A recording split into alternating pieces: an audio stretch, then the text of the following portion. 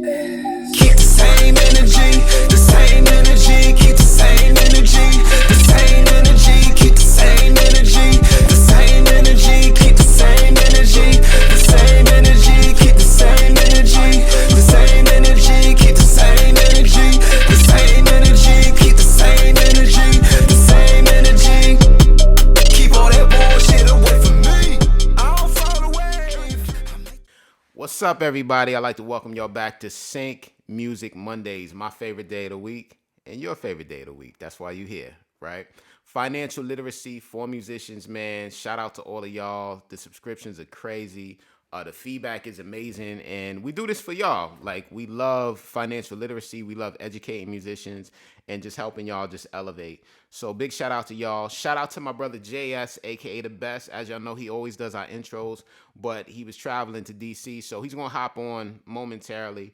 But as you all know, we always start out with the word of the day. And it's motivational content, inspirational, help you get your mind right. And the word of the day for today is, and you'll see it up on the screen, you are not obligated to be the same person you once were. Cut the dead weight and elevate. I'll say it again. You are not obligated to be the same person you once were. Cut the dead weight and elevate. I think that one is pretty straightforward.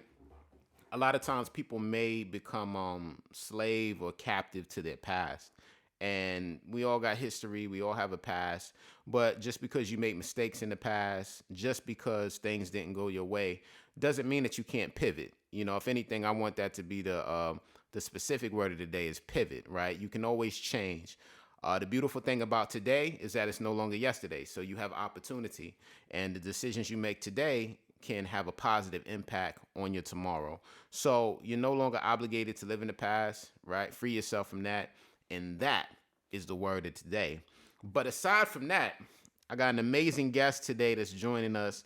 This is my brother. He's an amazing, talented musician.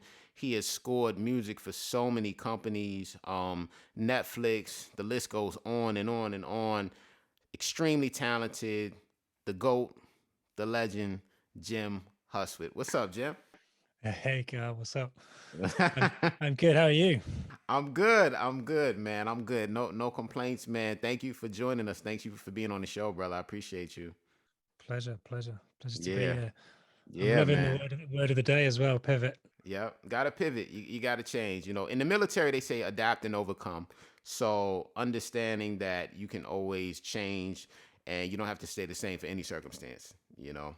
So it's pretty dope, man. So Jim, I kind of gave the people like a brief overview of you, but in your own words, for the listeners and musicians out there that maybe might not necessarily be familiar with you, could you tell them who is Jim Hustwit in your own words? I'm a pivoter. Pivoter. So yeah, I think it's really relevant, Carl, because I came to the music game quite late in life. I came out of school, I went and worked for an investment bank for a couple of years. I hated that. And then I went into marketing, which I kind of enjoyed, but I reached the point in my life where I kind of feel like if you're going to spend a third of your life working, you've got to be doing something that you love. So I pivoted, I changed. I quit that well-paid job, the 9 to 5, to do music full time. And yeah, I mean, in terms of my journey, it started as a singer-songwriter. That over time, I became clear that for me, it was never about getting on stage and playing live. It was about being in the engine room, producing, writing. So I kind of switched my focus to doing that. Initially starting out sort of writing production music. Then I moved into doing a bit more theatre. I got involved with the theatre scene in London. Then started producing artists for a while. Then I've done bits of film and TV as well, and then sort of advertising, and then I've come back full circle. I don't really produce artists other than working with yourself, and a few select of the elite. I don't really produce artists anymore, and then now I'm writing for TV ads and movie trailers.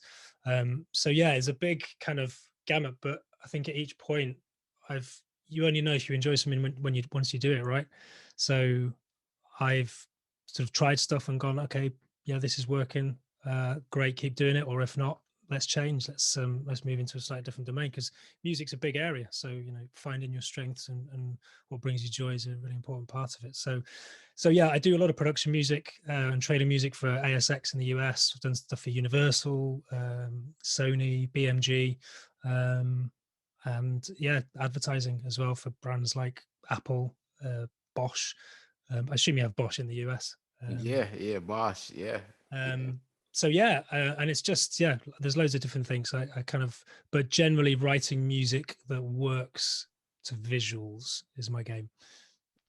Yeah, man. I mean, that's, and I mean, your resume is so extensive, man, and impressive too. Like all these companies, Universal, I saw one that you did for Netflix too recently, man. Which one was that? It was like very cinematic. It was There was a trailer for Persuasion. There was a series, Netflix series with or movie with Dakota Fanning, called Persuasion, which is like an adaptation of a Jane Austen thing. So yeah, my music got picked up and used for that, which was amazing. wow. Yeah, that was very dope, man. Very cinematic, and yeah, I loved it, man. I mean, I love all your work, man. Like it's just it's phenomenal, man. And I love the fact, kind of going back to like what you said in terms of you being able to pivot. Like that's so important. Like, you realize that what you were doing at that particular juncture, you didn't enjoy it, and you were able to make that decision to say, you know what, I got to make a shift, because happiness is key. It's like if you're doing something just for a monetary purpose and you're getting a paycheck, but that transaction involves you getting that paycheck for your happiness, that's a problem, Big time. And yeah, and it's, I think sometimes, we choose not, when we're trying to choose what to do, we want to make sure we make the right decision, and that sometimes actually stops us choosing in the first place. So you've just got to choose, leap of faith, trust that something good will come of it. And if it's not right, it's not forever. And that's, it feeds back to into word of the day, which is pivot. If it's not right, there's always room to sort of move and change. Nothing's set in stone forever. So yeah. Yeah, absolutely, man. Absolutely. Shout out to my brother JS, aka the best. He is in the building. Going on, I'm in the building. I finally made it, man. It was traveling, but I'm in the building. How you doing today, Jim? Yeah. I'm good, man. How are you? I'm doing pretty good, man. No complaints, man. I'm glad that you took the time out to be on the show, man. We appreciate you. You could have been doing anything, but I'm glad that you took out the time. Absolute pleasure. Yeah, definitely, man. We were just talking, in terms of like what Jim was saying when we started the interview, how he started out in banking actually, and he wasn't happy, he didn't enjoy it, so he made that transition from banking to being a full-time musician. I mean, he's killing it. I mean, he's doing everything, Apple, Netflix, Sony, Universal, all this big stuff, man. So I mean, it's crazy. How many years have you been full-time, Jim, as a full-time musician? 14 now, I think. Wow. For 13, Nice. 13, 14 years since I quit. I was doing stuff in the background for a while, but yeah, since I quit everything to do music full time, it was about 2011. That's awesome. That's amazing, man. Can you, because I know there's a lot of we got like a cult like following of musicians that just love our show. And I know there are a lot of musicians that would like to make that leap of faith and make that transition. So can you kind of talk about that transition? Like what was involved with that? Was there like trepidation in terms of like, well, you know what? I know I got my 9 to 5. I know this is stability for me. I know that, whether that's whatever it is, like this is stable and this is the unknown. So what were the emotions that went into that when you had to make that transition? Like, did you kind of doubt yourself at times too? Like, are you making the right decision? Like, what did you think? Do you know what? I don't ever think I did doubt myself. I think the way I framed it was, obviously the big thing is the money. I was used to a pretty decent salary. I'd kind of worked my way up within this company. I was doing marketing. I was comfortable, I was living in London, which is one of the most expensive cities in the world. And things were good. Well, financially good, but at the back of my mind, there was like, I love doing music and I've got to try and make a go of this. I'd rather try and fail rather than, always wonder what might have been. So I think there was a bit of fear, but at the same time, I think there was almost like just sort of like a blind confidence as well. I think I'd be more scared doing it now. But I think it's just about mitigating the risk. And I framed it like this. So I saved up a load of money. So I thought, okay, what do I need to pay my rent? What do I need to eat? Well, the bare minimum, the bare essentials for a year. if I've got those bases covered, I can quit this job. I know that I can spend the next year making music all day, every day. So that's the worst case scenario, is that I make music every day for the next year. And after a year, I have to go back, find a job. That's the worst case scenario. Best case scenario is hopefully that I start to make ends meet, I start to earn some money from it. And in a year's time, I never have to go back to working a 9 to 5 again.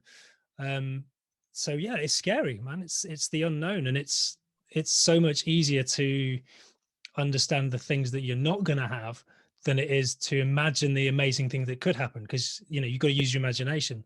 I could never have imagined that I'd be working in the West End in theatre in London, for example. Like the job that I did in the theatre, I didn't even know that existed until I got it. So for me to imagine that I'd be doing that would have just been impossible before I quit everything. So yeah, there's a lot of fear, but I removed the risk. I knew I had my bases covered, and it was literally, if the worst thing that can happen to me in the next year is that I make music every day and then I have to go back and get another job, that's a risk I'm going to take. So yeah, a bit of careful planning, and then just leap, and yeah, I just made music every day. And I got to the end of that year, and I was running out of money. I'd run out of money, and I couldn't face going back to the job, so I started working in a pub at night. So I'd work at night in a pub, and I'd spend the day carrying on producing and writing. And that was maybe for, I don't know, 4, 5, 6 months before I started to sort of make a few contacts, got a few bits of work coming in, which allowed me to quit the pub job and rely on the music full time. So yeah, it was scary, but it's exciting as well. That's fine. Oh, my bad, Jay. Yeah. Go ahead. You know what? It's so many gems that you put in that, man. And I think maybe without even being cognizant of it, because sometimes we just do things as muscle memory, right? But I feel like what you did was specifically what me and Jay talk about on this show all the time for artists, which are establishing SMART goals.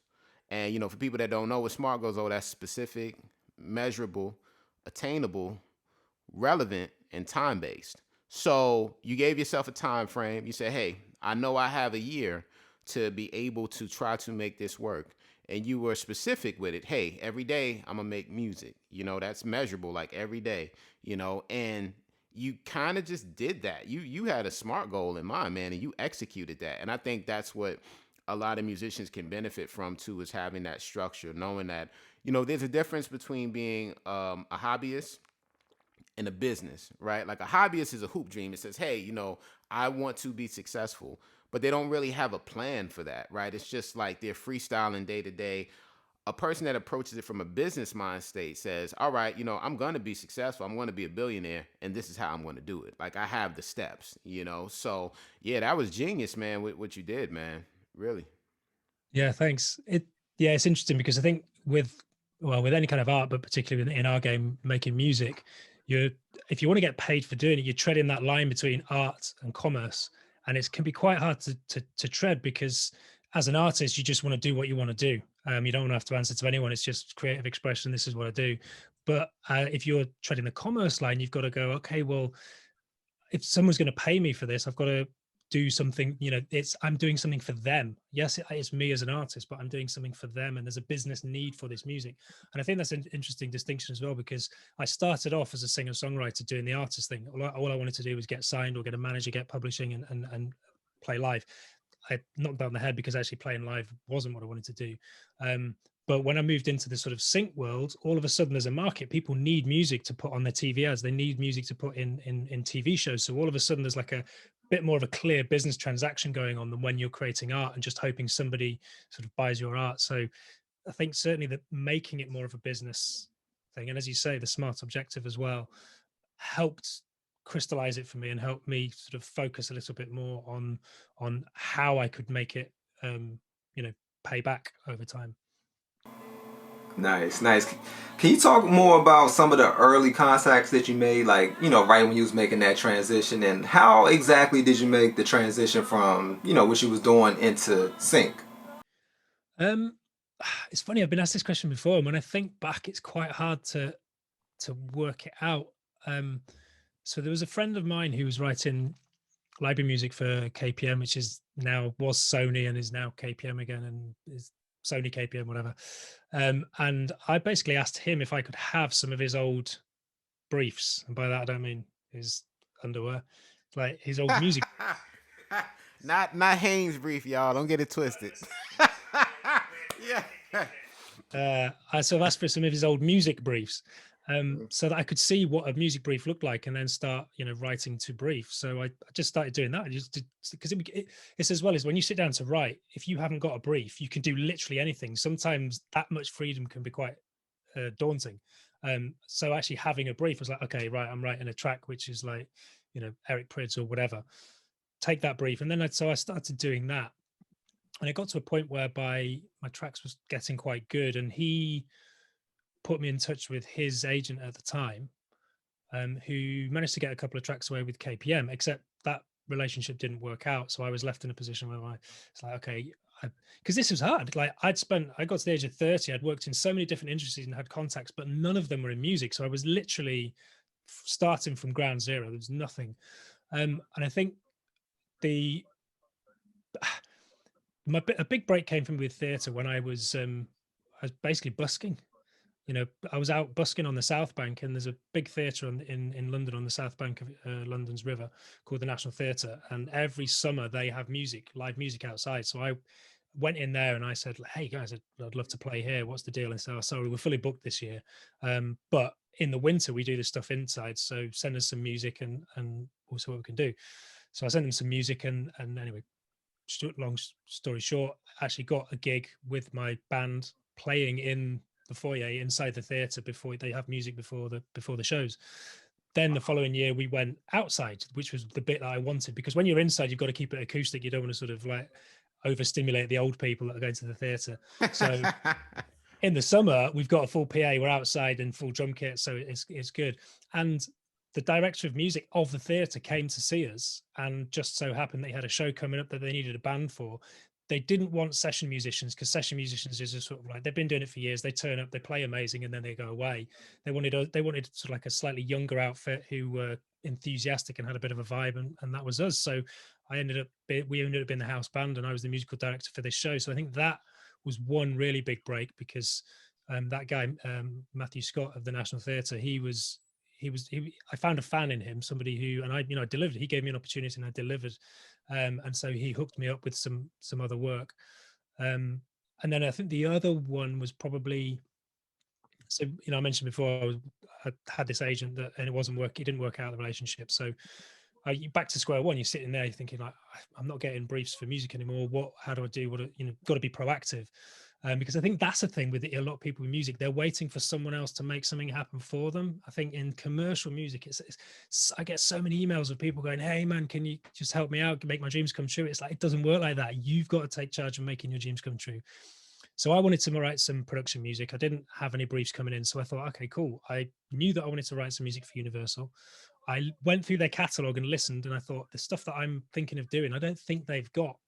So I produced up 3 tracks. Well, I wrote 7 tracks. I picked the best 3, produced them up to a really high standard, so that when I approached Universal, rather than me going with my hands open, like going, hey guys, can you help me out and let me write for your catalog? I was going over hoping to solve a problem. Like, hey, I've got some music here. I don't think you've got anything like this.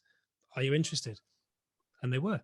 They commissioned those 3 tracks. They did really well. They brought me in to do another album, and then done another album since. And then weirdly, off the back of those albums being released, other production music libraries hear that and then come to you and go, hey, we heard your album, can you come and do?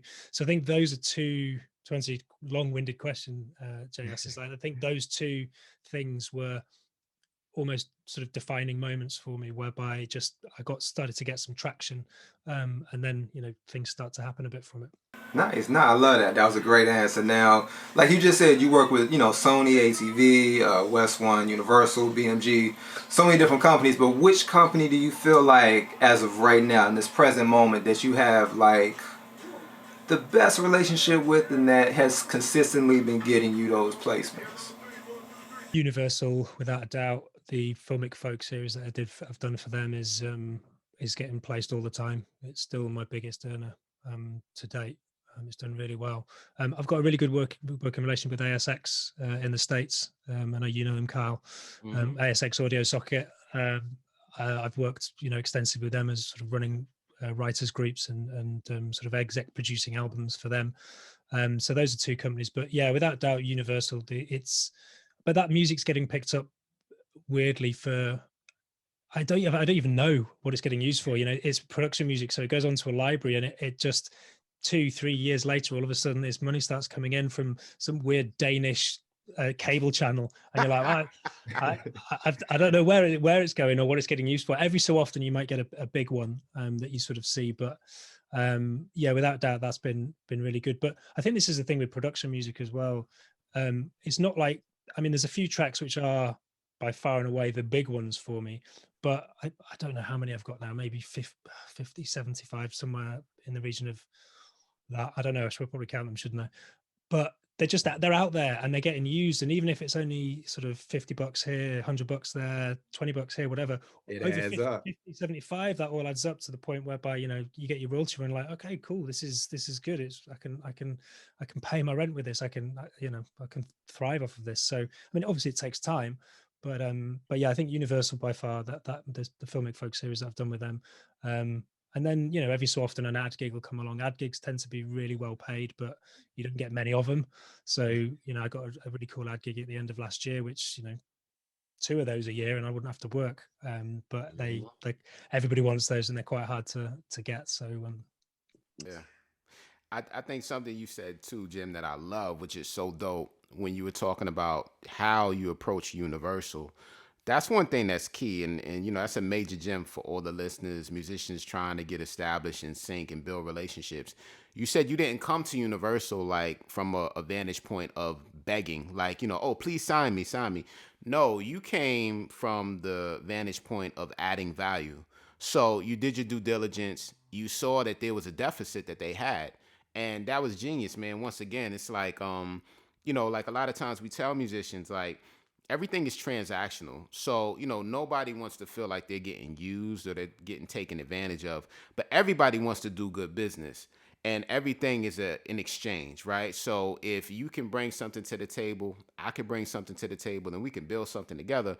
And that's genius. Like, yeah, you know, like a lot of artists out there, I'd advise y'all to do the same approach. It's like, go to these websites for a lot of these sync companies that you're interested in working with, and look for the deficits. Like, look at their roster. Like, and if you feel that your music can fill a void, then most definitely, you know, definitely try to take advantage of that, you know? what I did as well was I was looking at the trends, because the golden age of production music, and I say the golden age, the back when, you know, it was fairly limited market. The problem with what happened was, as soon as the record labels stopped earning loads of money from selling records, from selling physical merchandise like CDs, and it went to streaming, they lost their major revenue stream. So the record labels started looking at, okay, what's the next big revenue stream? And they saw, you know, sync placements and royalties. And so all of a sudden, within the production music space, you've got these big companies who've got big catalogs of music mixed by the best mix engineers. And they're saying, hey, you know, we're at one point they would never have had their music featured on a TV ad ever, but now they're like, oh yeah, we can do this. So it was also recognizing that that's what I'm competing against. I couldn't just go to Universal with some all MIDI based things, which, you know, 10 years ago probably they would have taken it. You listen to a lot of stuff on the catalog and it's just all in the box. It's done with MIDI samples, and you can feel it, because when there's a real instrument or real vibe to it, there's a difference. So I made a point of, as well, the music that I pitched them was, I'd say 80% real instruments. I begged, stole and borrowed people to come and play cello for me, to come and play violin for me, to play drums. You know, I gave them a bit because I don't like to use musicians for free, because it's, you know, but yeah, just to make sure that the quality was as good as it could be. And even my mixes, the mixes of these 3 tracks, they were okay, but I'm like, they're not quite good enough. So I got this mix engineer, I paid a mix engineer to come in, and they do this thing called Mix at Home, to come in and sit with me and go through my tracks and just sort of make some little tweaks and talk me through stuff. And that process was a huge learning curve, so that the product that I delivered to Universal was as close to a commercial quality release as possible, because that's, I think, what really got their attention. They're like, wow, we've got some amazingly useful production music here, but it kind of feels like it's it's commercial quality, because I knew I was competing with the record labels. I knew that the bar was moving up, and I had to, if I was going to sort of compete on that level, I had to sort of get with it. So, there was a bit of expense on my part in getting some musicians in, but it's an investment. And as you say, it's that exchange. You invest a little bit now, and hopefully the return comes, and it has without a doubt. Definitely, man. Love that, Jim. Love that, man. So, I gotta ask you this question, man. Like, we ask every guest on Sync Music Mondays this. What is your mantra? Like, we all have mantras. Like, Jay's is, we don't make moves, we make movements. Mine's is persistence wears down resistance, and collaboration is greater than competition. So, what is your mantra that has kept you, like, just persistent and staying that course, man? Okay, I think there's quite a few that spring to mind, but I think the one that set me on this course, and going back to your question about the feelings and emotions of when I took the leaps, changed job, and do music full time. A guy called Albert Schweitzer said that let me get this right around successfulness doesn't make you happy, happiness makes you successful. So that was the thing. I had a 9 to 5. I had the money. I had the job. I was on paper by society standards, I was successful, but I wasn't happy. So by switching to music, I was happy. And I just think, if you enjoy what you're doing, it will come. It will happen. It will move for you, because that's the energy. I love it. Now, can you talk to us about your process? Because earlier we was talking about music briefs, not briefs that you wear, but music briefs, and I'm just curious to know, because because I know sometimes not the fruit of the looms. No, we are talking about music. But just talk to us about your process. Like, do you typically start with your drums, the piano, bass line, melody, top line? Like, what is your process when it comes to creating music? Usually probably sit down at a piano and start on a piano. But having said that, JS, I like to switch it up, because I think where you start changes where you end up. So sometimes, if I'm writing an orchestral piece, I'll just go straight to the piano, because I'm thinking in that sense. But sometimes just finding a sick groove and starting with that. Sometimes a bass line, sometimes a little melodic hook. So I like to completely change it up. And actually, it's funny you should ask that question, because at the moment I'm trying a slightly different approach. So have you ever heard of morning pages? So what is that? I'm not familiar. Morning pages is sort of writers do what's called morning pages, which is like first thing in the morning, they just get up and they just write. It doesn't matter what it is. It's stream of consciousness, just write. Your pen's not allowed to leave the paper. You don't stop. And you do that for sort of 20 minutes, half an hour, whatever. So I was like, okay, what if I do that with music? And so just sort of sit down, have a little idea and go, okay, let's just run with this. And the idea is that within 2 hours, I've got to try and write a piece of music. I haven't yet succeeded in writing a full piece of music in 2 hours, because it's just really hard. But what it does is it challenges you to let go of the end product, let go of but rather than worrying about where you're headed, it's just be in that moment and just let the creativity flow. So that is my current challenge, is stopping writing too much with this and starting to tap into a little bit more of this and heart, and just feel it when I start that to sit down and write. But as I say, quite often piano.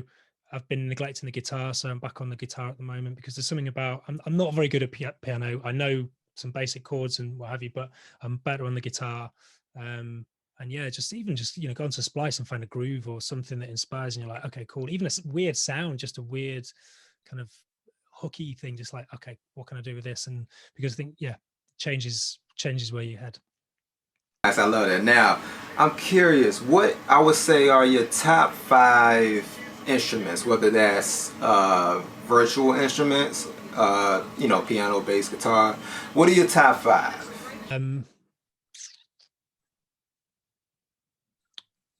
Top 5 instruments. Okay, so guitar without a doubt. Okay. Actually, you know what? I want to separate that question. Top 5 real instruments, and then top five VSTs, whether that's contact, all of that. I'm curious. I mean, my first instrument is sax. My big love is funk. So it's got to be about the bass and the drums, and about the rhythm section, locking in and playing. Then keys, then guitar, and then probably we'll throw in a horn. I'm probably not going to go sax. I'm probably going to go trumpet or something. Okay. So in terms of those 5, just because that's funk, you've got yourself a funk band there. In terms of VSTs, I use, because I'm doing a lot of trailer music at the moment, I use in a lot of drums like Damage 2 would probably be the one that I use a lot. Nice. Spitfire symphonic strings, that sort of thing as well. I love the Native Instruments Unicorder. It's kind of a weird piano, but you've got this sort of felt and this, it's just close mic'd and sort of crunchiness to it. So when you play it, that finds its way into a lot of things, weirdly. How many is that? 3, 2 more. What else do I use all the time? Again, there's a Gravity is good for the trailer stuff. And what else is it? I actually use, there's a piano, a Sound Iron emotional piano.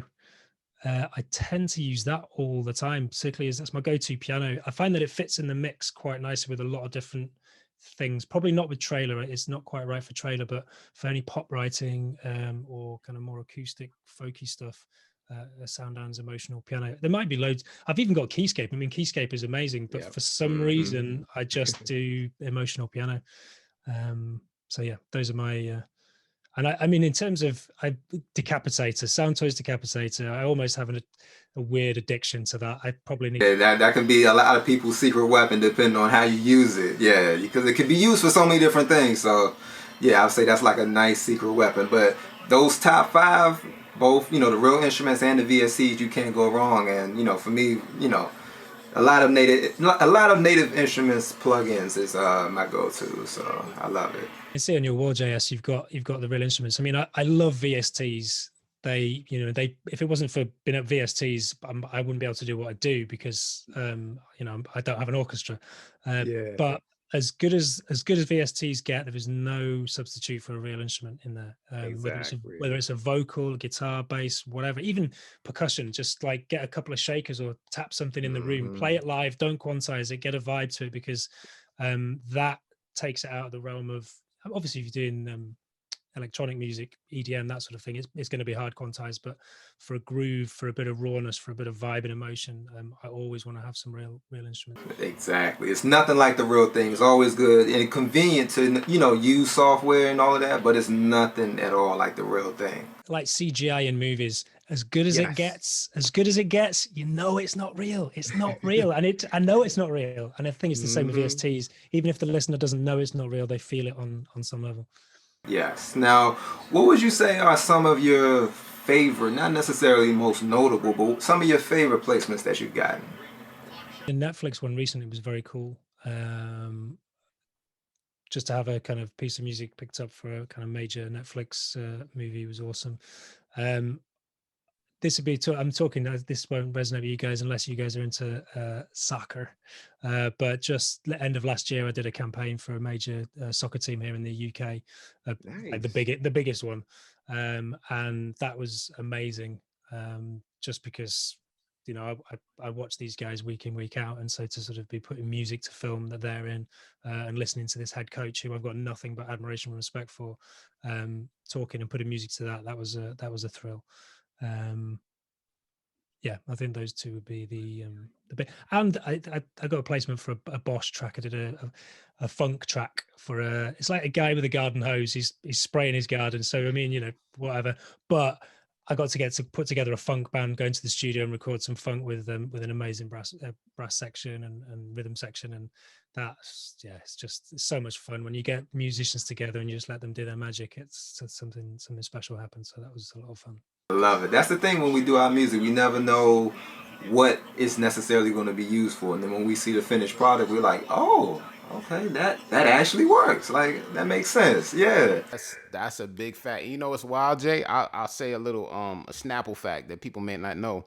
Jim is actually the first producer to get me to do like some cinematic hip hop ever, because before Jim, I wasn't into that. Time out. Was that the track that you played me?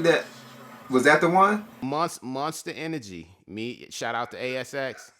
Yeah, me and Jim collaborated on that. And that was the first time I started doing cinematic hip hop. Because up until then, I didn't. And, he sent me these tracks. I'm like, wow, this is awesome. And yeah, man, we made a masterpiece, man. And Monster Energy picked it up. Huge campaign. It was an NBC all over. I mean, it was, yeah, big deal. Big deal, man. Yeah, and I have to say that as well, Carl. I was looking back over the sort of past couple of years and going, okay, which projects have given me the most joy? And I think I tend to spend a lot of time in a room on my own as a producer, but the tracks where I've collaborated with someone, where somebody else is bringing some magic to the table, like you did with that track, and the other track that we did recently, Yeah. I think collaboration. It gets you out of your comfort zone. It gets you thinking differently, and it takes you down different routes. So I think collaborating, the projects where I've collaborated with people are always really rewarding. I encourage people to collaborate. I'm a control freak, so I can be quite hard to work with. I hold my hands up with that, and I do like kind of want to do things my own way, but it's rewarding to collaborate, and I trying to do more of it. Yeah, definitely, man. Well, that's fire, Jim, man. Well, I mean, you dropped a lot of gems, man. A lot of gems, man. And I'm sure the listeners are appreciative of everything, man. So, I guess in closing, man, just I guess tell all the listeners and musicians, man, what's on the horizon, man. What's next for Jim Hustwit, man? What's next? Do you know what? I don't know. I mean, I'm trailer music. I love trailer music. So I'm carrying working for doing trailer music and working with ASX on some new stuff. I'm doing some more acoustic sort of based production music because I felt it was time, as I say, neglecting the guitar, time to get it back out and do some of that. Looking at season 2 of my podcast, which Sync Music Matters. So I'll see you guys in court for the hashtag SMM. Yeah, that's hilarious. Sync Music Mondays versus Sync Music Matters. Well, so yeah, that's cool, man. We'll share the love. We'll share the hashtag.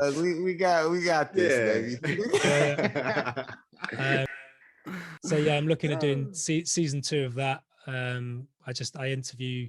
Basically, I'm chatting to composers and producers, the guys, people, but not just composers and producers. There's also like editors, music supervisors, anyone who's involved with getting music on TV, because a lot of the decisions about what music gets used is made by editors in the editing suite, and I think those guys are unsung heroes sometimes of amazing music and how it's used. So yeah, basically chatting to people that put music, the most incredible music on TV, and trying to understand the people and the process behind what they do. So yeah, season 2 of Sync Music Matters, and then yeah, next year it's just, I think, keep pushing my horizons, keep pushing the boundaries of what I can and can't do. Getting, I always want every piece of music, the next piece of music, to be better than what's come before. So and just yeah, I think at the moment it's all about soul music. So every now and again, we're talking about writing for brief, but every so often I have to sort of put a bit of a stopper down and go, okay, I just need to write some music for me now, because when you write into brief all the time, it's great and it focuses you, but it's good to kind of refresh the creative well from time to time and go, okay, what do I want to do? And it doesn't matter if it never gets used. It's just, for me, creative process, it's kind of nourishing and helpful. And you know what? That's how that album started out with Universal. It started out as just doing some soul music. I thought about Universal, but if they'd never picked it up, it would have still been useful. But most of the passion projects that I do end up finding some use. So yeah, as long as there's passion going in, I know stuff will happen. Awesome, man. Well, look, this was fire, Jim. Fire, man. Straight up, man. We appreciate you, man. And yeah, this was dope convo, man. So definitely, man, we'll be tapped in. And if people want to hear your work, man, like, what's your social media? What's your website? How can they tap in? So my website, larpmusic.com, larpmusic.com. That's the best place to find me. I was on Instagram, but Instagram have closed my account. So what it'd be really useful if everybody did is everyone petitioned Instagram. I've literally no idea why they've closed my account. They said I was misusing it. I post about once every 2 months and I go on about once a month. So how I was misusing it, I don't know. But they've shut it down and I'm struggling to get it back up again. So don't look for me on Instagram, but do petition Instagram to get it switched back on again.